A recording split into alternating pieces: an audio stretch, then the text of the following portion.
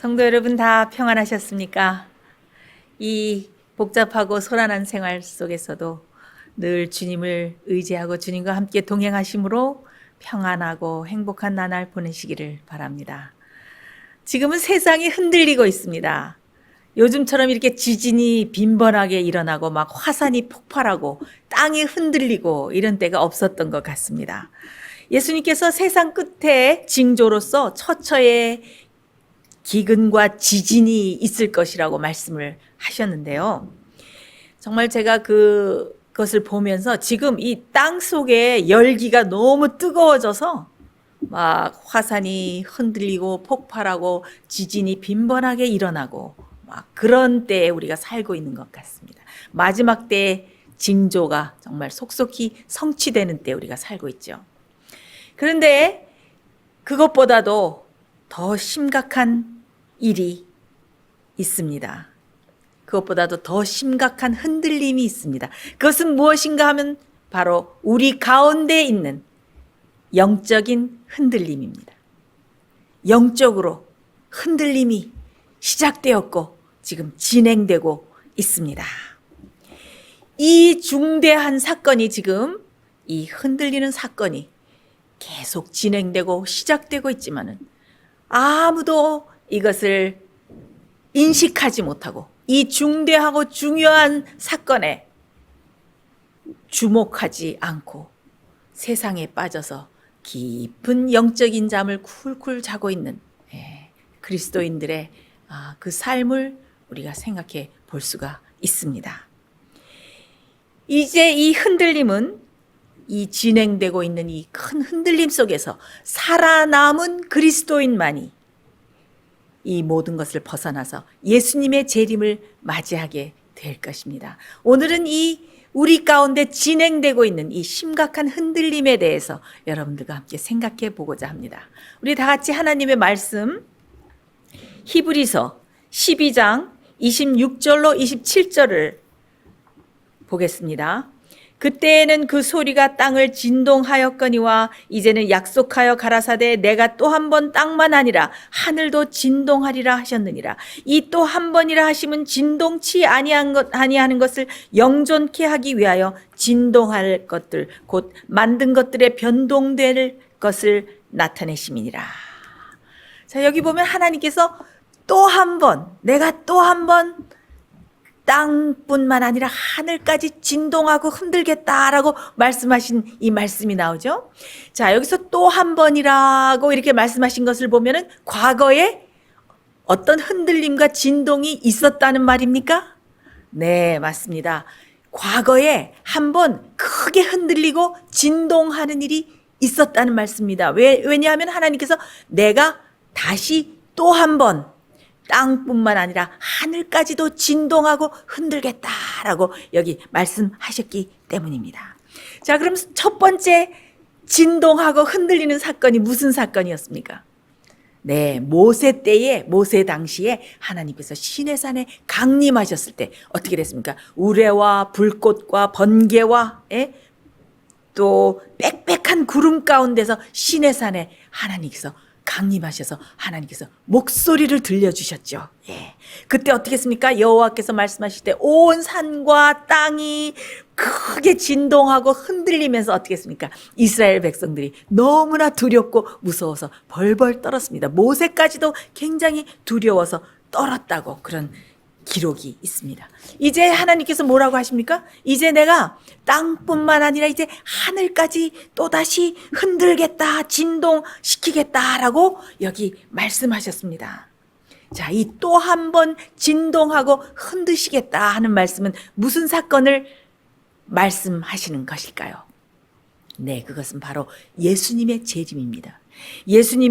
예수님께서 이 세상에 재림하실 때 어떻게 해요? 땅이 취한 자같이 비틀비틀거리고 하늘이 두루마리처럼 말려가고 하늘이 종이축처럼 말려가고 각 산과 섬이 제자리에서 다 옮기겠다 하고 말씀 나오죠? 성경에 보면 그리고 체질이 뜨거운 불에 풀어지고 땅과 그 중에 있는 모든 일들이 다 드러날 것이다. 이런 말씀이 있습니다. 그래서 사도 바울이 뭐라고 우리에게 권면하고 있습니까?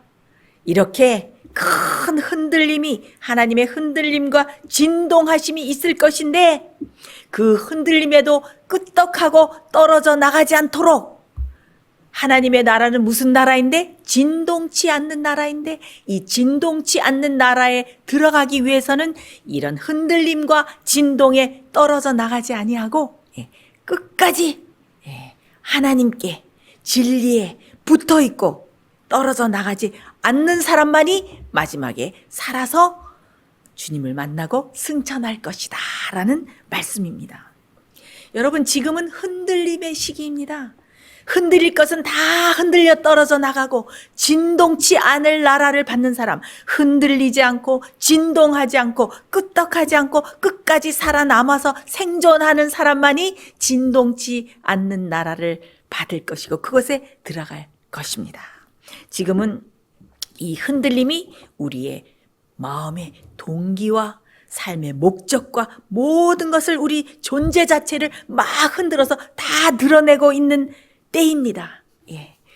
우리 아모스 9장 9절을 볼까요? 이런 말씀이 나옵니다. 내가 맹렬하여 이스라엘의 족속을 만국 중에 체질하기를 곡식을 체질함같이 하려니와 그 한 알갱이도 땅에 떨어지지 아니하리라.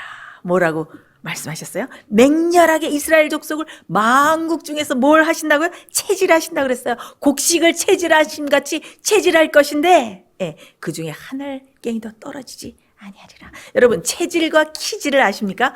옛날에 그 시골에서 곡식을 이렇게 결을 골라낼 때 이런 큰 키를 가지고 이렇게 키질을 하죠. 키질을 하면 어떻게 합니까? 높이 올라갔다 곡식이 떨어지면서 겨는 날아가고 콩도 튀고 팥도 튀고 막 이 큰 흔들림이 체질이 오죠. 키질이 오죠. 그리고 이 체질은 무엇입니까? 이 체질은 이 고운 가루나 어떤 진짜 액체를 이렇게 걸러내고 불순물을 걸러내기 위해서 이 체에 거르는 것을 말합니다. 그래서 이 여기에 내가 체질하겠다 하는 이 말씀을 히브리의 원어를 보면은 내가 이리저리 던지겠다, 또 내가 비틀거리게 하겠다, 이런 원문의 뜻이 들어있는 것을 알 수가 있습니다. 하나님께서는 이스라엘을 만국 중에 막 흩으셨어요. 바벨론의 포로로 잡혀가게 하시고 이리저리 모든 시련과 어려움을 당케 하시면서 채로 이리저리 막 던지고 던짐을 받게 하셔서 누가 진짜 하나님의 마지막 백성으로, 누가 마지막까지 하나님께 충성하는가, 체질과 키를 통해서 그들을 가르셨습니다. 오늘날도 마찬가지입니다. 이 체질과 키질과 흔들림과 하나님의 진동을 통해서 누가 진짜 그리스도인인지,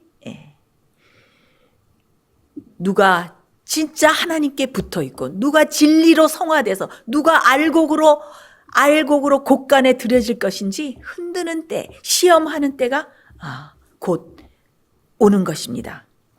지금은 흔들림의 바람이 불고 있습니다. 이 흔들림은 누가 겨인지 누가 알곡인지, 누가 진짜 성도인지, 누가 이름만의 성도인지, 누가 진짜 진리로 변화되었는지 다 드러낼 것인데, 이런 키질과 흔들림과 진동이 어떻게 이미 시작되었고 지금 진행되고 있다는 말씀입니다.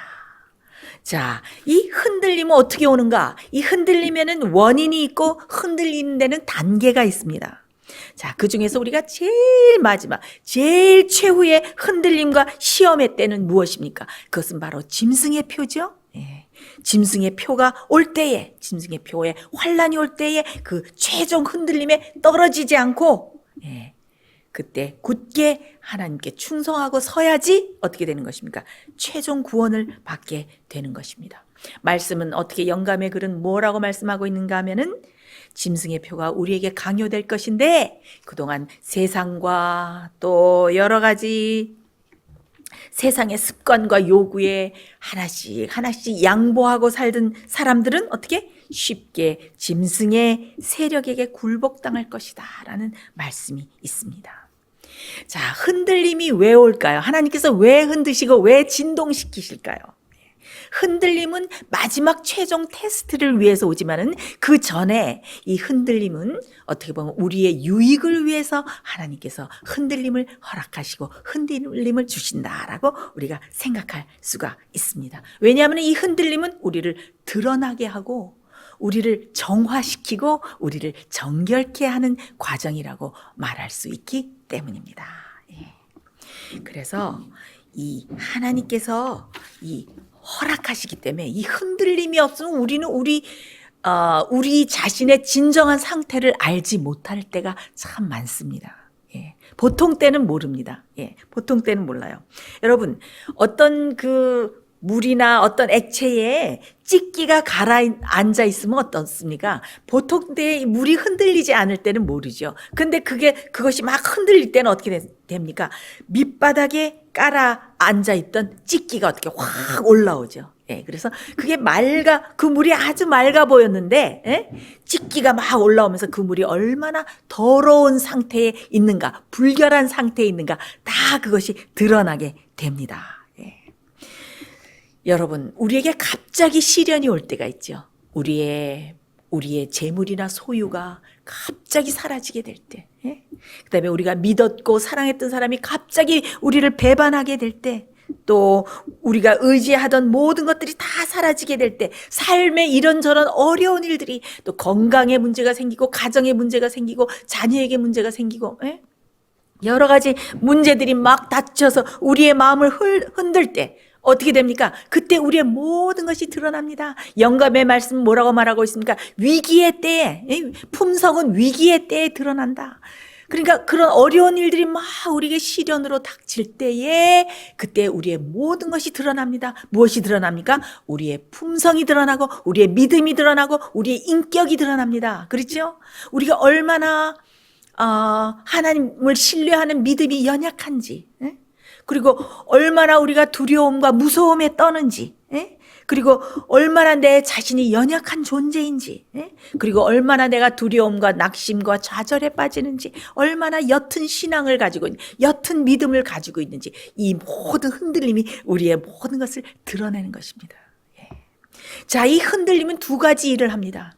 이런 흔들림이 오고 우리 생애에 무서운 일들이 닥치고 시련과 고통이 닥칠 때 어떻게 됩니까? 이 시련과 고통은 우리를 더욱더 주님께로 이끌어서 우리가 납작 주님 앞에 엎드려서 내 자신의 적나라한 모습을 보면서, 흔들리는 모습을 보면서 주님께 간구하고 기도하고 주님을 의지하고 우리의 믿음을 더 강화하면서 우리가 새로 거듭나는 좋은 계기로 삼든지, 아니면 더 마음이 강팍해지면서 이 흔들림이 올 때 주님을 더 원망하면서 주님께로부터 더 멀리 나가든지, 그래서 이 흔들림이 우리를 정결케 하는 소기의 목적을 잘 달성하든지, 아니면 우리의 마음을 더 강팍하게 하든지, 둘 중에 한 가지의 일을 하는 것입니다.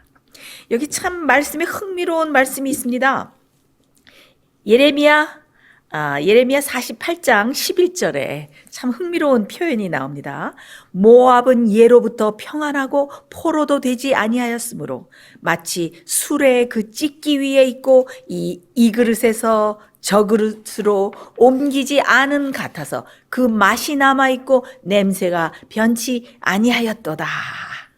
자, 여기 모압이 멸망한 이유가 나옵니다. 모압이 어떻게 해서 멸망을 했다고요?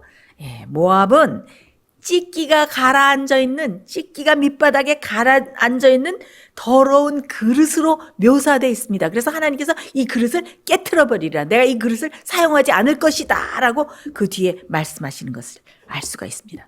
자, 이전의 맛과, 그러니까 옛 맛과 찢기가 가라앉아 있고 옛 맛과 옛 냄새가 그대로 있다. 이리저리 옮겨지지도 않았다. 그건 무엇입니까? 이리저리 옮겨지지 않았다는 것은 한 번도 흔들림이나 진동이나 시련을 당해보지 않았어요. 모압은 그대로 평안하다, 나에겐 부족함이 없다, 안일하다, 이러고 그대로 있어서 찢기가 그대로 있는 거예요. 옛 맛과 옛 성질과 옛 냄새가 남아있다는 것은 무엇입니까? 전혀 변하지 않았다는 것입니다. 전혀 정결해지지 않았다는 것입니다. 새로 전혀 거듭나 본 적이 없다는 말씀입니다.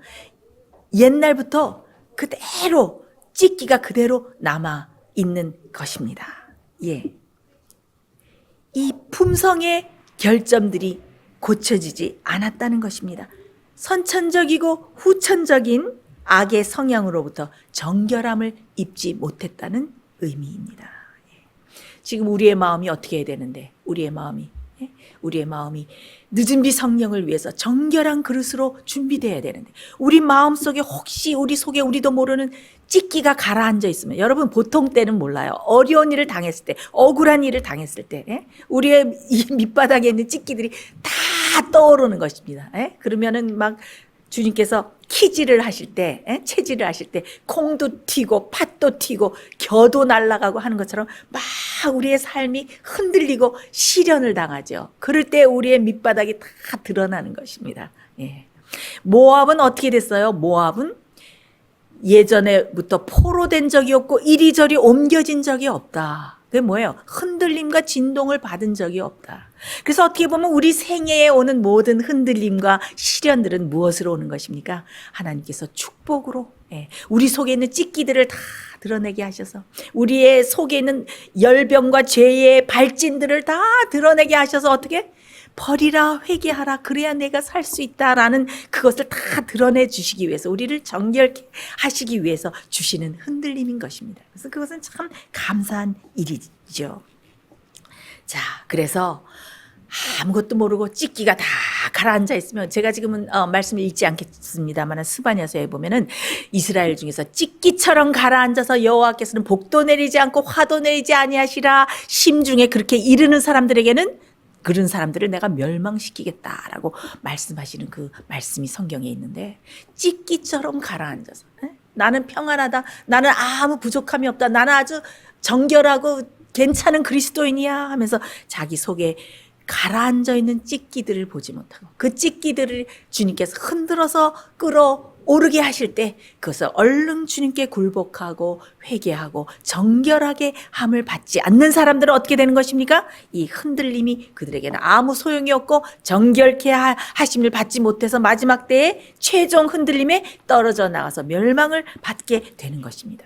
하나님께서 우리의 이런 상태를 보시면서 어떻게, 안 되겠구나, 얘를 흔들어야겠구나, 얘를 흔들어서 어떤 일이 오게 돼서, 어떤 일이 오게 만들어서 네가 그 상태 그대로 있으면 그냥 죽을 수밖에 없어. 멸망이야. 깨어나야 된다. 내 자신의 정나라한 모습을 봐라. 내가 얼마나 나에게서 멀어져 있는가, 네가 얼마나 영적으로 깊은 잠에 콜콜 자고 깊은 영적인 그런 마비 상태에 있는지 내 자신을 살펴보아라 하시면서 어떻게 해요? 흔들림을 허락하시는 것입니다. 여러분 생애에 흔들림들을 경험하십니까?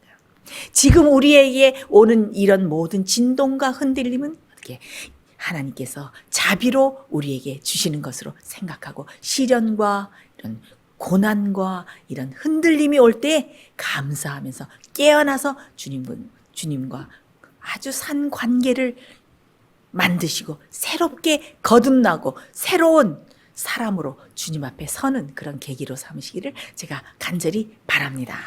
자, 이 흔들림의 원인과 단계가 있다고 그랬죠? 이 흔들림의 원인과 단계가 있는데, 흔들림은 무엇에 의해서 오는가? 어떻게 해서 오는가? 제가 말씀드리겠습니다. 첫 번째로, 이 흔들림은 무엇에 의해서 오는가? 이것은 참된 증인의 권고에 의해서 옵니다. 첫 번째로 무엇에 의해서 온다? 참된 증인의 권고에 의해서 흔들림이 온다. 이게 무슨 말일까요? 자, 이 말씀을 이 상황을 잘 설명해 줄 수 있는 영감의 글을 읽겠습니다. 나는 흔들림의 의미를 들었는데 그것은 라오디게아 교회에 보내는 참된 증인의 권면으로 인한 결과임을 보여주었다. 이 권면은 그것을 받아들이는 자들의 마음속에 작용하여 그들로 하여금 수준을 높이게 하고 진리에 매달리도록 이끌 것이다. 어떤 이들은 이 바른 증거를 저버릴 것이며 그것을 대항하여 일어나게 된다. 이로 인해서 하나님의 백성들은 흔들림을 경험하게 될 것이다. 자, 여러분 같이 잘 읽으셨죠? 흔들림이 무엇 때문에 온다고요? 라오디게아 교회에 어떻게 보내는 참된 증인의 권고 때문에 흔들림이 온다. 이 참된 증인의 권고가 무엇입니까? 예? 이것은 바로 곧바른 증언입니다. 영어로 말하면 straight testimony. 우리에 있는 그 상태를 적나라하게 다 보여주고 죄를 죄라고 지적해주고 있는 상태를 그대로 드러내주는 곧바른 증언의 말씀입니다. 그런데 사람들이 자기에 있는 모든 상태를 그대로 드러내주는 곧바른 증언을 대할 때 어떻게 해요? 그것이 듣기가 싫어서 자기 귀를 가렵게 해주고 귀에 듣기 좋은 소리만 듣던 사람들이 정말 죄에 있는 상태와 어떤 것이 바른 진리인지 제시해 줄 때 그것이 듣기 싫어서 그것을 싫어하고 그것에 대항하여 일어날 때에 흔들림이 온다. 참된 증인의 권고에 의해서 온다라고 여기에 그렇게 나옵니다.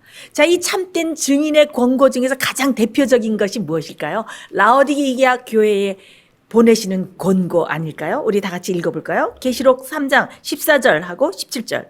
라오디게아 교회의 사자에게 편지하기를 아멘이시오 충성되고 참된 증인이시오 하나님의 창조의 근본이시니가 가라사대 내가 말하기를 나는 부자라 부유하여 부족한 것이 없다 하나 내 곤고한 것과 가련한 것과 가난한 것과 눈먼 것과 벌거벗은 것을 알지 못하도다.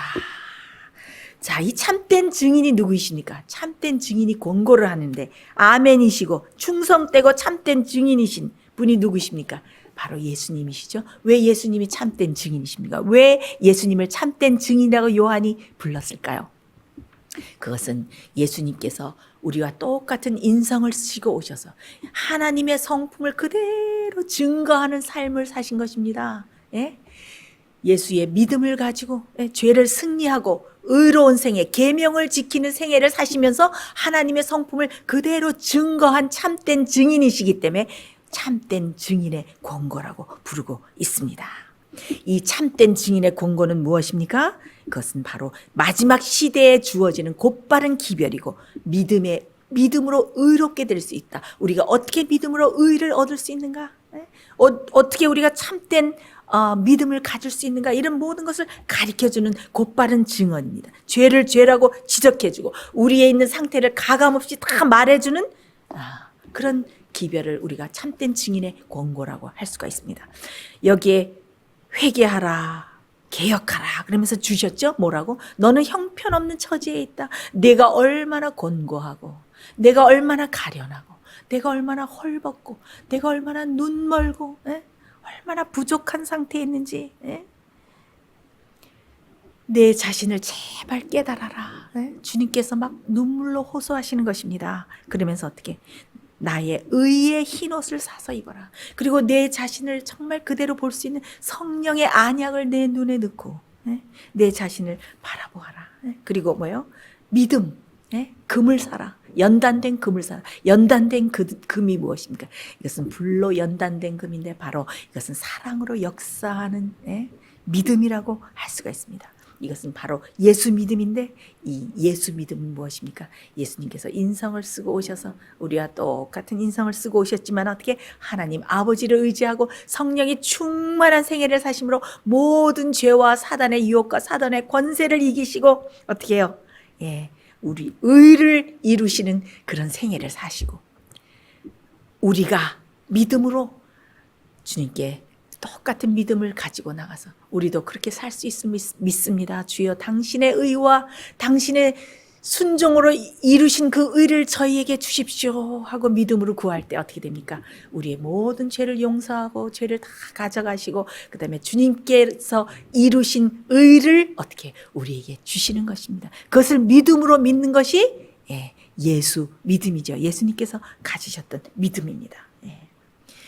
자, 그래서 이 참된 증인의 권고를 받아들이라.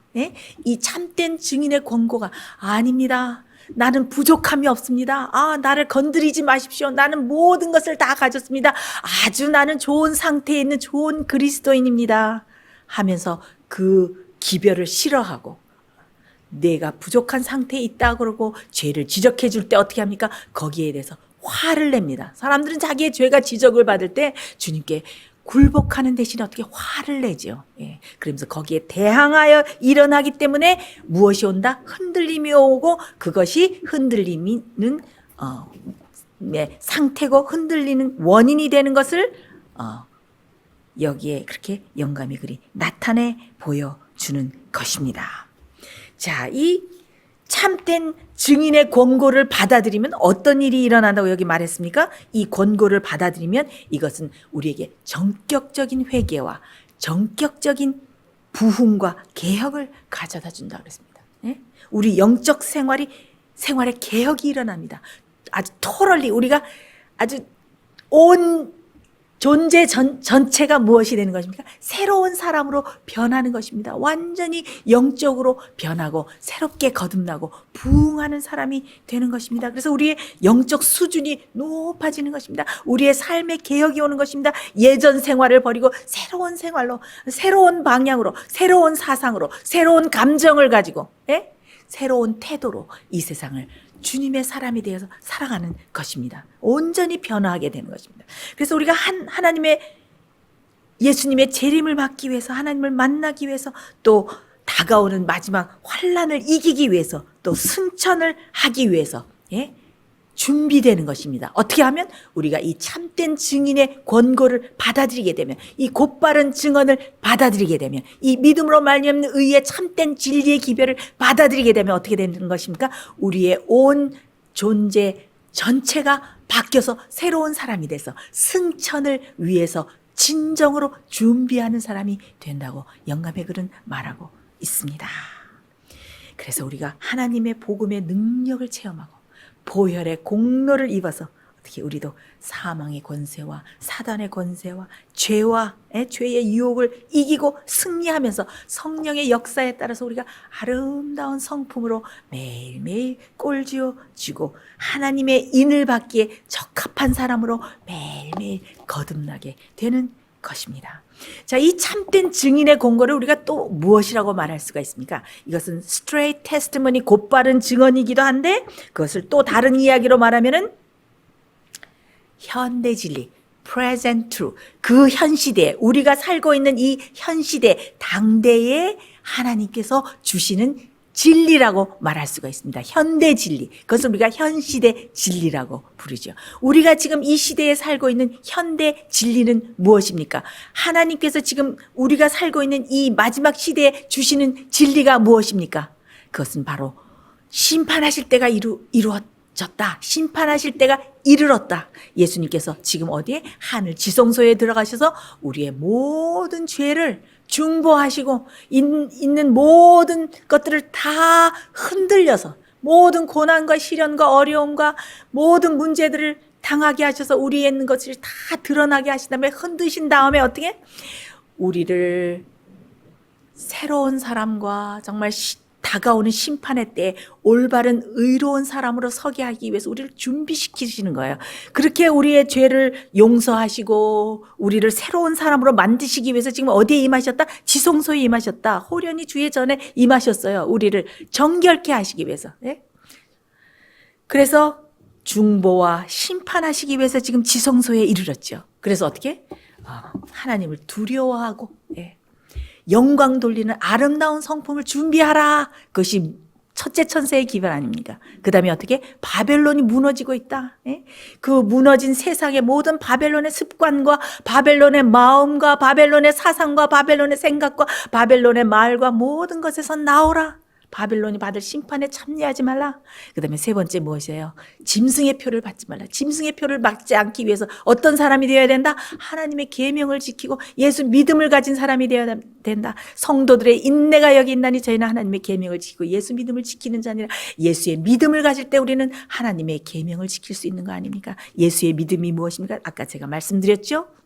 예수님께서 가지셨던 믿음, 인성을 쓰고 오셨지만 모든 것을 이기고 의를 이루신 그 믿음, 똑같은 믿음을 우리가 가질 때 주님께서 의를 나눠주시고 또 의롭게 살 수 있게 우리를 만들어 주시는 것입니다. 우리는 그런 믿음으로 주님을 믿어야 됩니다. 그래서 이렇게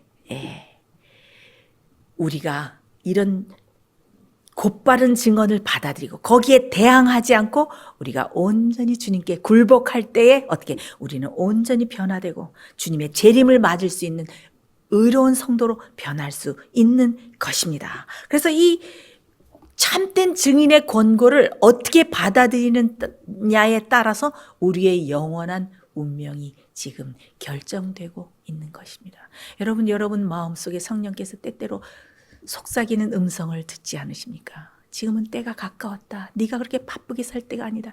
네가 지금 마음을 두고 있는 세상 재물과 이 모든 것들, 명예와 이런 것들은 다 소용이 없다.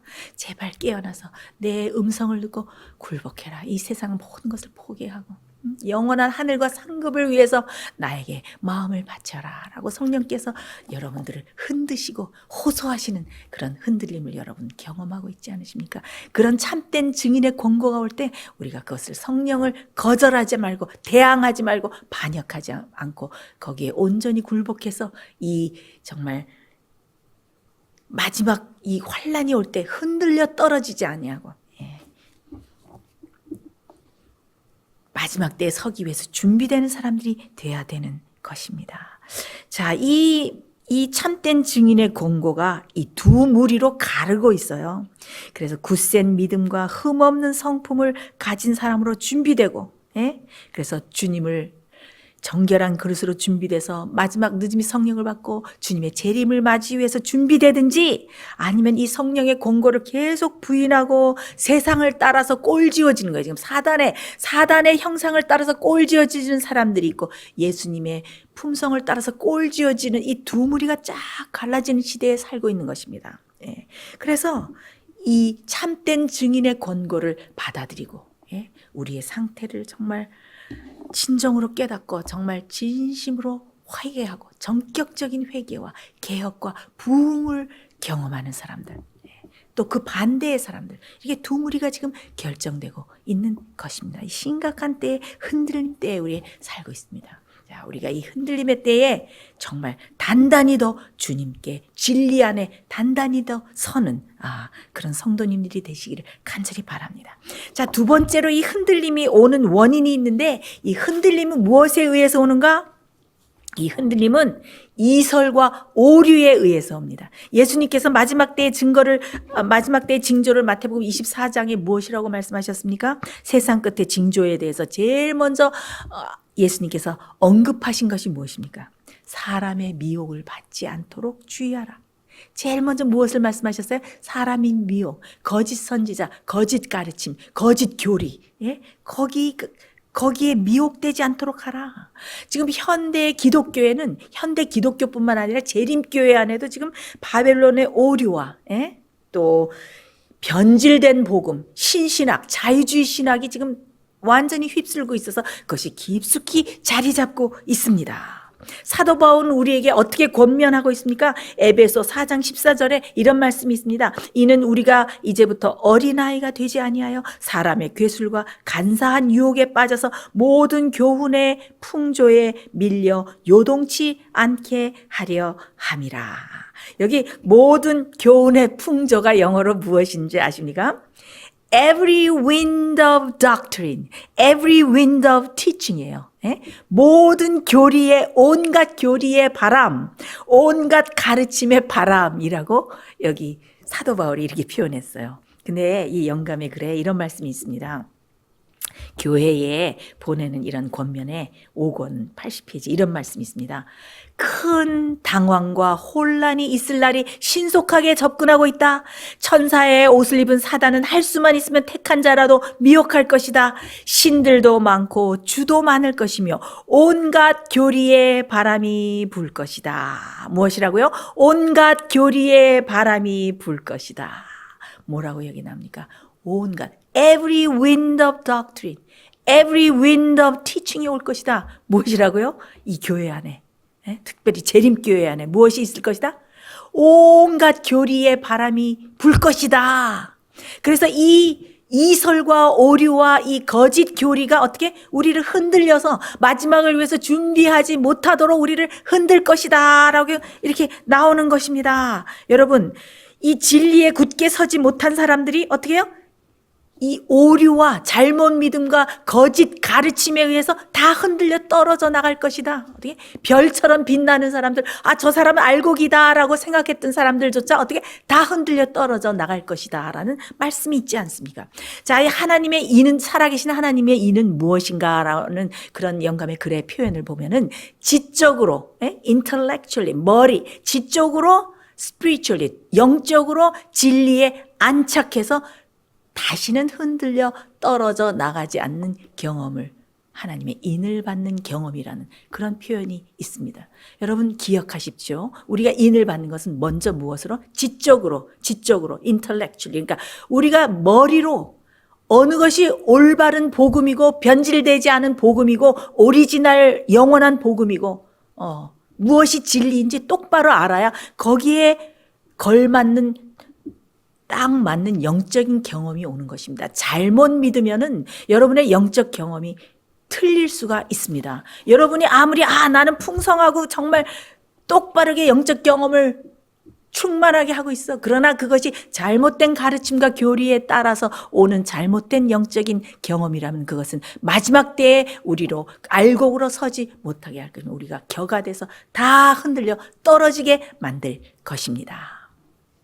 자, 또 이런 말씀이 있습니다. 거짓 이론이 들어오게 됨으로 인하여 흔들림이 닥쳐오면 아무데도 닻을 내리고 있지 못한 피상적인 신자들은 이리저리 날리는 모래와 같다. 그들은 자기의 사무친 감정의 경향에 맞는 아무 입장이나 취하게 된다. 뭐라고요? 진리에 거짓 이론이 들어오게 되면은 막 흔들림이 닥쳐온다.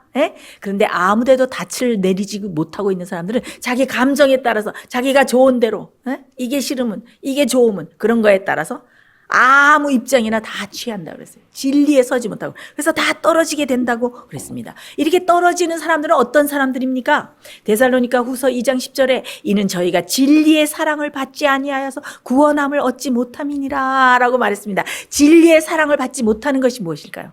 진리의 사랑을 받지 못한다 하는 것은 진리로 변화되지 못하는 것을 말하는 것입니다. 진리의 검이, 하나님의 말씀의 검이 와서 우리의 자존심과 우리의 죄된 것과 모든 것을 우리의 버려야 될 것들을 다 끊어 없애실 때, 그 진리를 받기를 싫어하는 것입니다. 진리로 변화되는 걸 싫어하는 것입니다. 올바른 진리를 깨닫고 그것을 받아들이려고 하지 않아요. 너무 교만하기 때문에. 그래서 그런 사람들은 무엇입니까? 진리의 사랑을 받지 못해서 결국 진리를 거절하고 예수님을 거절하고 예수님으로부터 떨어져 나가는 것입니다. 교회에 잘 나오고 11조도 잘 드리고 헌금도 잘 드리고 교회 선교 활동을 잘하는 것 같지만은 그러나 그 사람은 예수님과의 산관계가 없는 것이고 결국은 주님으로부터 떨어져 나가 있는 상태인 것을 우리는 생각해 봐야 될 것입니다. 얼마나 심각한 사실입니까?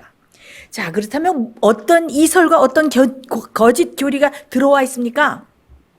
자, 우리가 얘기하는 이 신신학이라는 것은 새로운 신학이 아주 좋은 것이다, 그것이 아니에요. 지금 재림교회에 많이 들어와 있는 이 신신학, 이 자유주의 신학은 무엇을 부인합니까? 우리가 조금 주님께 굴복하는 것, 의지의 굴복도 그것은 행함으로 말미암는 의다.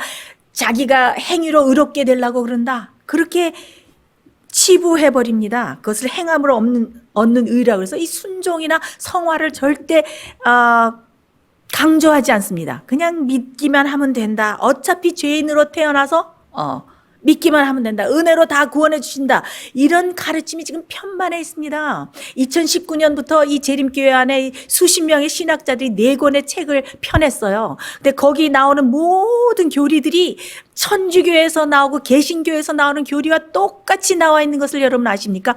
얼마나 심각한 사실인지 모릅니다. 많은 사람들이 그것을 모르고 그냥 그대로 믿고 있는 것입니다. 바벨론에서 들어온 오류가 무슨 오류가 있습니까? 예정설, 영원 지옥설, 한 번 믿으면 영원히 구원을 받는다. 원죄설, 이런 것들이 다 바벨론의 오류 아닙니까? 이 원죄설은 특별히 그 천주교의 교부인 어거스틴으로부터 온 것입니다. 이 원죄설은 아주 심각합니다. 왜 심각한 줄 아십니까? 이 원죄설이 지금 재림교회 안에 뿌리 깊이 박혀 있습니다. 이 원죄설은 무엇입니까? 우리가 조상의 아담의 죄를 타고났기 때문에 우리는 어차피 죄인으로 태어났기 때문에 우리는 죄를 이길 수 없다. 그것은 무엇을 부인하는 것입니까? 우리가 예수님의 보혈의 능력을 의지해서 우리의 모든 죄를 다 회개함을 받고 다 용서함을 받고 죄를 이기는 정결하심을 받고, 그렇게 정결하심을 받은 사람들이 어떻게 해요? 마지막에 예수님께서 중보의 사역을 마치실 때 우리가 용서받고 또 죄를 짓고 용서받고 또 죄를 짓고 그 다음에 예수님께서 중보 사역을 마치시면 그때 죄는 어떻게 되는 것입니까? 우리가 그 전에 완전히 정결하심을 받고 죄를 이기는 경험을 하고 우리의 힘으로 아닙니다. 예수님께서 우리 속에 사심으로 주님의 보혈의 공로와 은혜와 능력으로 모든 죄를 이기는 경험을 하고 정결하게 된 우리의 그릇에 늦음이 성령이 내려서 어떻게 하신다고요? 우리의 이루어진 그 정결한 상태와 그 아름다운 성품을 딱 고정시켜 주신다고 하지 않으셨습니까? 그때 어떻게 되는 것입니까? 우리의 정결해진 이마와 우리의 마음 상태를 고정시키기 위해서 마지막 환난을 넉넉히 통과하기 위해서 무엇을 치시는 것입니까? 하나님의 인을 치는 것 아닙니까? 이 모든 마지막 교리와 우리가 어떻게 재림을 위해서 또 하늘 지성소의 그 심판과 중보를 위해서 이때 우리가 어떻게 준비해야 되는가, 어떻게 마지막 남은 무리가 생겨나야 되는가 하는 이 모든 것들을 다 뒤엉키고 완전히 엉망으로 만들어 버리는 것이 원죄설입니다. 근데 지금 재림께서는 어떻게 했습니까? 우리가 어차피 죄인으로 태어나기 때문에 죄를 이긴다는 것은 불가능하다. 그냥 은혜로 다 덮어주신다.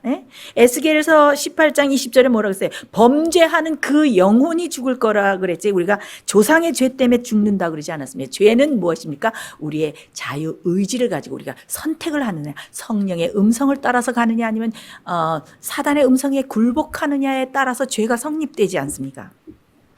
자, 그래서 이 원죄설은 우리가 마지막을 위해서 준비되고 늦은 비 성령을 받고 하나님의 인을 받는 데 있어서 큰 걸림돌이 되고 있습니다. 그래서 정말 신실하게 들어와서 정말 자기도 모르게 이런 거를 믿고 있는 분들이 계시다면, 그런 성도님들이 계시다면 이때에 다시 한번 성경을 연구하시고 어떤 것이 진리인가 깊이 연구하시는 가운데 마지막을 위해서 준비하는 성도님들 되시기를 간절히 바랍니다. 그리고 이 또 우리에게 들어와 있는 아주 심각한 이 거짓 가르침이라 그럴까요? 아주 심각한 가르침이 있는데 이것이 무엇인가 하면은 십자가에서 구원이 다 이루어졌다라고 믿는 것입니다. 물론 겉으로는 그렇게 믿는다고 안 그러죠. 그러나 많은 경우에 한 번의 거듭남으로 enough, 넉넉하다. 그래서 우리가 성화되고 우리가 순종하고 우리의 의지를 굴복하고 그런 것들을 은근히 강조하지 않고 그것을 결국에는 부인하는 그런 마음속에 그런 생각을 가지고 있는 재림 성도들이 참 많이 있습니다. 그래서 그냥 칭으로 용서받았을 때 나를 의롭게 칭해 주시는 거로 구원이 다 됐다. 아니죠. 어떻게 해야 됩니까? 그 의롭게 칭해 주시는 그 칭의 그거를 어떻게 계속 유지시켜 가야 되죠. 그래서 로마서 우리가 8장 1절에 그러므로 예수 그리스도 안에 있는 자에게는 결코 정죄함이 없나니 이것 봐라, 예수 안에만 있으면 결코 정죄함이 있지 없다고 그러지 않았느냐? 아닙니다. 여러분 킹 제임스 버전에 보면 뭐라고 나와 있습니까? Who walk not after the flesh but after the spirit. 뭐예요? 이것은 현재 진행형이에요. 그러니까 육체를 따라서 막 걷는 사람이 아니고 성령을 따라서 매일 걷는 사람, 예수 안에서 그 사람에게 무엇이 없다? 정죄함이 없다. 아, 나는 예수를 믿는다. 예수 안에 거한다. 관계시나 예수 안에만 있으면 다 구원이다. 그것이 아닙니다. 우리 현재 진행력으로 주님을 따라서 순종하면서 우리의 의지를 바치면서 매일 가고 있는 사람들이 정죄함이 없는 것입니다. 재림교회에 또 얼마나 많은 이설들이 들어왔습니까? 삼위일체를 또 부인하는 거, 또 하늘 성소에 있는 그 재림 전에 있는 주님께서 우리를 중보하시고 심판하시는 이거를 부인하는 일들이 들어왔습니다. 1900 몇 년도에 70년도에 벌써 데스몬드 포드라는 박사가 뭐라 그랬어요? 하늘에는 성소가 없다. 하늘 성소를 부인했어요. 그 다음에는 유수한 그 유명한 사람들이 일어나서 어떻게 해요? 재림 전에 예수님께서 우리의 죄를 중보하시고 정결케 하시고 용서하시고 마지막 최종적으로 무엇을 하십니까? 도말하시는 데까지 가지 않습니까? 그런 사실들을 다 부인하게 하는 이런 거짓 가르침들이 지금 다 들어와서 사람들이 그것을 안 믿는다고 그러지만 머릿속과 이 생애로서는 그런 것을 다 시인하는 그런 생활을 살고 있는 것을 볼 때 참 심각한 사실이 아닐 수가 없습니다. 지금은 참 마지막 때에 깨어나야 될 때 살고 있습니다. 여러분, 그 예수님께서 정말 누가 하늘에 와서 사는 것이 적합한지 그 적합성을 보시는 거 아닙니까? 우리가 그 말씀에 보면은 칭의는 예수님께서 우리가 하늘에 가서 살 수 있도록 하시는 것이지만은 누가 정말 하늘에 살 적합성을 가졌는지 그것을 하나님께서 알아보신다고 그랬어요. 그래서 우리가 하늘에 적합한 성품을 가졌나 예수님께서 미리 이렇게 체크하시는데 그것이 미리 우리를 좀 조사해 보시고 알아보시는 거죠. 이 조사하는 거는 무섭게 그냥 너는 아니다 꽝 이게 아니에요. 우리 속에 있는 부족함을 막 흔들어서 보여주시는 것입니다. 리비어 하시는 거예요. 조사 심판이란 거는 조사해서 너는 틀렸다 멸망이다 이렇게 하는 두려운 것이 아니고 우리를 사랑하시기 때문에 제가 앞에도 흔들림에 대해서 얘기했지만 흔들려서 우리에 있는 것을 다 드러나게 하시면서 성령의 역사를 따라서 우리가 그 죄를 다 버리고 회개하고 구원받는 성도로 될 수 있도록 우리를 계속 인도하시는 과정이 조사 심판입니다. 그것은 바로 인치는 과정이라고 할 수가 있는 것입니다. 이것은 다 과정입니다. 왜? 사랑과 자비로 주님께서 진행해 주시는 과정인 것입니다. 그래서 우리가 이런 잘못된 가르침과 잘못된 교리들을 믿으면 어떻게 해요? 우리의 영적인 체험이 틀려지고 그 다음에 마지막 주님의 재림을 위해서 그 다음에 마지막 최후의 그 짐승의 표의 환란에 설 수 있도록 온전한 믿음과 온전한 성품을 준비하는데 어떻게 해요? 이 거짓 교리와 이 거짓 가르침이 우리가 그런 영적인 경험을 갖지 못하도록 우리를 방해하는 것입니다. 세 번째 흔들림은 무엇에 의해서 오는가? 마지막 환난과 핍박에 의해서 옵니다. 이렇게 준비되지 못했던 사람은 최종 이 시험에 어떻게 됩니까? 다 흔들려 떨어지게 나가게 되죠. 교회 증언 5권 81페이지에 이런 말씀이 있습니다. 각 영혼에게 시험이 다가올 때가 멀지 않다. 짐승의 표가 우리에게 강요될 것이다. 한 걸음 한 걸음씩 세상의 요구에 양보하고 습관에 순응해온 자들은 조소와 모욕과 위협적인 투옥과 죽음을 당하기보다는 오히려 권력에 굴복하는 것이 어려운 문제가 아님을 알게 될 것이다. 이때의 교회 내에서 황금과 불순물이 분리될 것이다. 참된 경건은 경건의 모양과 경건의 외부적 장식과는 분명히 구분될 것이다. 우리가 그 찬란한 광채로 인해서 존경해온 많은 별들이 흑암 속으로 사라질 것이다. 쭉정이가 바람의 구름처럼 날아갈 것인데 심지어 우리가 오직 풍성한 알곡만을 보는 곳에서도 그러할 것이다. 사랑하는 성도 여러분, 흔들림이 시작되었습니다. 지금은 주님께서 우리를 흔들고 계십니다. 우리 속에 있는 것이 다 드러나서 찢기가 다 드러나서 진정으로 회개하고 참된 증인의 공고에 귀를 기울여서 진짜로 주님을 만나고 주님의 재림을 맞이하기 위해서 온전한 성도가 되게 하시기 위해서 지금 우리를 흔들고 계십니다. 그 다음에 어떻게 해요? 곧바른 증언과 올바른 복음을 받아들일지 아닐지에 따라서 우리가 흔들림에 떨어질지 안 떨어질지 그것이 다 구분되고 지금 결정되는 운명이 결정되는 그런 심각한 시대에 우리가 살고 있는 것입니다. 그래서 주님께서 빨리 이때 준비하라고 우리를 흔드시고 우리의 있는 것들을 보여주시면서 진리를 제시하면서 우리를 준비시키는 것입니다. 여러분, 우리가 이 주님께서 제시해 주시고 알려주시는 이 진리와 복음의 말씀에 우리가 온전히 순종하는가 굴복하는가 아닌가에 따라서 우리의 영원한 운명이 결정되는 것입니다. 지금은 예수님께서 어떻게 해요? 온유하신 음성으로 주님께서 우리를 아직도 부르고 계십니다. 나에게로 나오라. 내 죄가 아무리 많을지라도 내 속에 아무리 찢기가 많을지라도 네가 아무리 정말 세상과 짝해서 나를 배반하여서 멀리 떠나가 있었을지라도 어떻게 내게 오라. 때가 없다. 주님께서 우리를 부르고 계십니다. 우리를 흔들고 계십니다. 이 흔들림이 시작되고 흔들림이 지금 진행되고 있는 이때에 우리가 온전히 진리에 굴복하고 예수님의 사랑의 음성에 굴복해서 우리가 영원히 흔들려 떨어지지 않고 진동치 않는 나라, 영원한 주의 나라에 넉넉히 들어감을 입는 거룩한 성도님들 되시기를 간절히 바랍니다. 우리 다 같이 기도하겠습니다.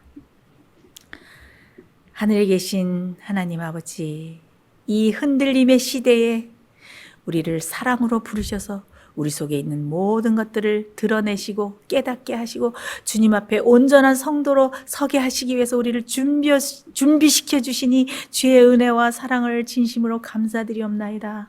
주님께서 우리 속에 있는 모든 것들을, 죄악들을 보여주실 때에 우리가 주님께 온전히 굴복하고 순복하고 주님의 사랑의 음성에 순종하여서 마지막 흔들림의 때에도 주님께 끝까지 충성하고 주님께 흔들려 떨어져 나가지 않고 주님 편에 굳게 서는 믿음의 성도들이 될 수 있도록 우리를 인도하시고 축복하시고 가르쳐 주시옵소서. 예수님의 이름으로 간절히 기도드리옵나이다. 아멘.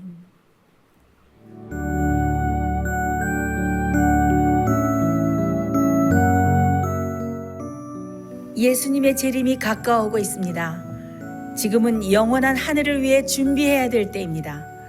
머지않아 우리의 재물은 아무 쓸모없는 것이 되고 말 것입니다. 하나님께 은혜를 받으셨다면 받으신 축복을 생애의 빛 복음 사업을 위해서 나누지 않으시렵니까? 헌신하시는 성도님들의 손길에 하나님께서 후히 갚아주실 것입니다. 후원해 주시는 모든 성도님들께 감사드립니다.